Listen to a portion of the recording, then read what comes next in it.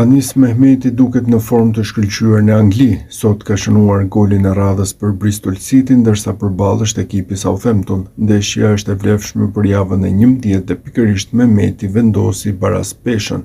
Ishte minuta 33 kur Mehmeti i shpëtoi mbrojtjes së Southamptonit në zonë, u gaboi duke e bërë të pamundur për portierin kundërshtar. Mehmeti nuk ftohet të kombëtarja shqiptare prej vitit 2023.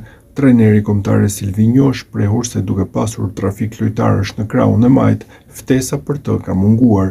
24 vjeçari ndërkohë është në kuotën e 5 golave dhe 3 asisteve për këtë edicion të Championshipit në Angli. Kështu synon të thyejë rekordin e sezonit të kaluar, ku në fund e mbylli me 12 gola në kampionat.